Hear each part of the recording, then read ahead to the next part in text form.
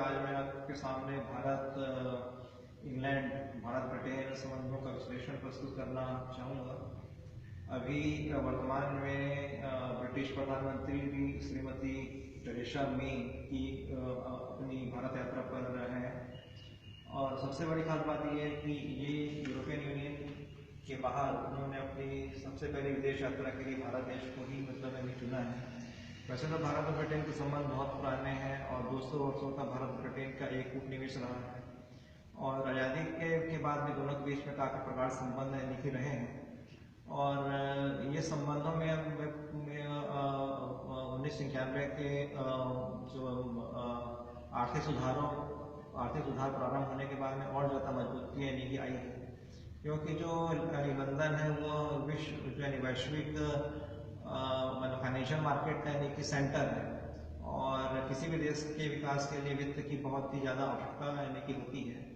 तो भारत को भी कि पूंजी जुटाने के लिए लंदन पर निर्भर रहना पड़ता है। और हाल ही में कई कंपनियों ने मतलब मसाला बॉन्ड इशू किए। मसाला बॉन्ड ऐसे बॉन्ड होते हैं जो कि भारतीय रुपये में भारतीय रुपये में ही वो लिए गए हैं और भारतीय रुपये में ही उनका पैसा वापस किया जाए, मतलब ये रुपी कि डिनोमिनेटेड बॉन्ड है। तो और यूरोपियन यूनियन से ब्रिटेन के बाहर होने के बाद एक अजीब सी स्थिति अभी हो गई है। अभी ब्रिटेन को उन की शर्तों के बारे में अंतिम फैसला लेना है जिन शर्तों के तहत वो मतलब EU से अलग होगा। उसके लिए 2 वर्ष का समय है और उसके बाद ही कि इंग्लैंड जो है किसी अन्य देश के साथ में बायलैटरल द्विपक्षीय समझौते कर पाएगा। लेकिन ब्रिटेन की प्रधानमंत्री ने इसके लिए तैयारी पहले से ही चालू कर दी है और भारत और ब्रिटेन को एक दूसरे की बहुत ज़्यादा आवश्यकता है। ब्रिटेन भारत से टेक्नोलॉजी हस्तांतरण में और पूंजी चाहता है और उसके बदले में वो मतलब ये चाहता है कि ब्रिटेन की कंपनियां हैं उनके माल के लिए भारत एक अच्छा खासा बाजार है। ब्रिटेन की बहुत सारी कंपनियां भारत में सक्रिय हैं और भारत की भी लगभग 800 कंपनियां ब्रिटेन में अपना कारोबार कर रही हैं। दोनों के मध्य अभी व्यापार उतने ऊंचे स्तर पर तो नहीं, लगभग $15 अरब का ही है। इसके मुकाबले में अगर हम भारत चीन का अगर हम देखें तो व्यापार लगभग $70 अरब का है। तो इसमें बढ़ोतरी की बहुत ज़्यादा गुंजाइश है। और ब्रिटेन भारत में तीसरा सबसे बड़ा निवेशक मॉरिशस और सिंगापुर के बाद में ब्रिटेन से ही सबसे ज़्यादा पैसे भारत में लगे हैं। कुछ उसमें जो है कि दिक्कतों वाली बात यह है कि एक तो जो इमिग्रेशन का जो मामला आता है वो है ब्रिटेन ने अभी काफ़ी कठोर वीज़ा प्रणाली अपना करके रखी हुई है और जिससे कि भारतीय की प्रोफेशनल्स हैं और स्टूडेंट हैं उनको ब्रिटेन का वीज़ा प्राप्त करने में बहुत ज़्यादा मुश्किल आती है।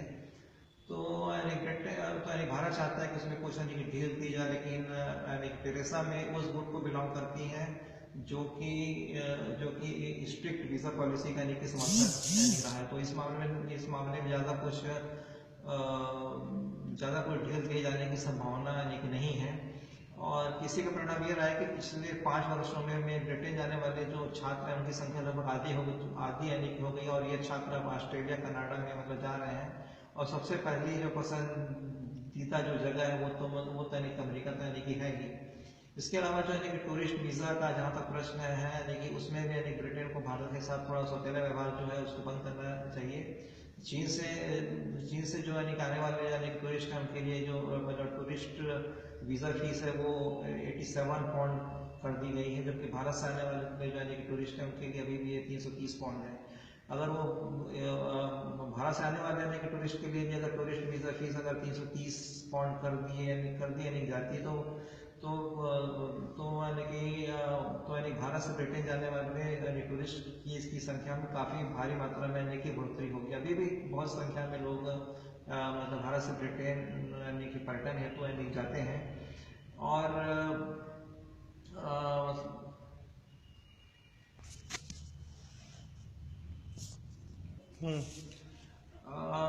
ब्रिटेन की ताकत चाहे जितनी भी कम आने की हो गई हो, लेकिन अभी भी वो संयुक्त राष्ट्र सुरक्षा परिषद का स्थायी मेंबर है और सबसे बड़ी बात ये है कि वह यानी कि भारत के जो यानी कि उम्मीदवारी है यूएन सिक्योरिटी काउंसिल के लिए, वह उसने उसकी उम्मीदवारी का स्पष्ट रूप से समर्थन व्यक्त किया। इसके अलावा जो जो जो न्यूक्लियर सप्लायर ग्रुप है यानी कि एनएसजी में भी भारत को शामिल किए जाने का स्पष्ट रूप से समर्थन यानी कि कर रहा है।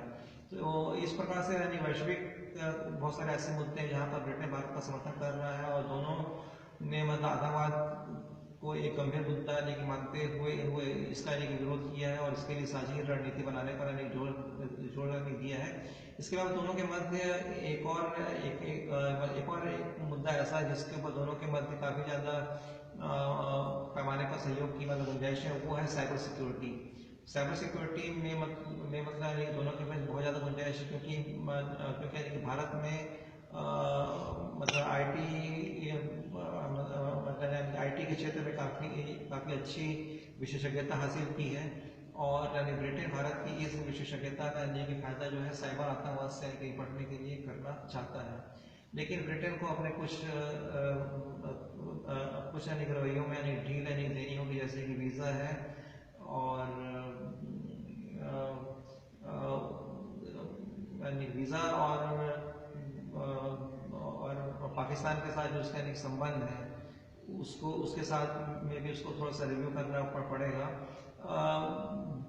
दोनों देशों के साथ एक खास बात यह है कि मतलब ब्रिटेन का साउथ एशिया में काफ़ी ज़्यादा यानी रुचि है। भारत में तो उसका इंटरेस्ट है ही, भारत में काफ़ी उसका यानी कि निवेश है। पाकिस्तान, बांग्लादेश, नेपाल, काठमांडू, नेपाल, भूटान और यानी कि श्रीलंका, ये ऐसे देश हैं जहाँ पर कि ब्रिटेन का काफ़ी ज़्यादा दखल है। इसके अलावा मिडिल ईस्ट में भारत के लगभग 40 लाख श्रमिक हैं, और मिडिल ईस्ट में मतलब ब्रिटेन की मतलब कंपनियां भी काफ़ी मात्रा में मतलब सक्रिय हैं। तो वैश्विक राजनीति के दृष्टिकोण से भी यानी देखें तो यानी दोनों देश एक दूसरे के साथ यानी कि विभिन्न मुद्दों पर एक सहयोगात्मक रुख अपनाने के लिए मतलब यानी कि तैयार हैं। तो पूरी उम्मीद लगाई जानी चाहिए कि जो यानी कि टेरेसा मे की जो यानी कि मतलब एक यात्रा है, और दोनों देशों के मध्य जो अच्छे संबंध चल रहे हैं उसको एक नई ऊंचाई पर ले जा पाने में मतलब एक सफल होगी। धन्यवाद।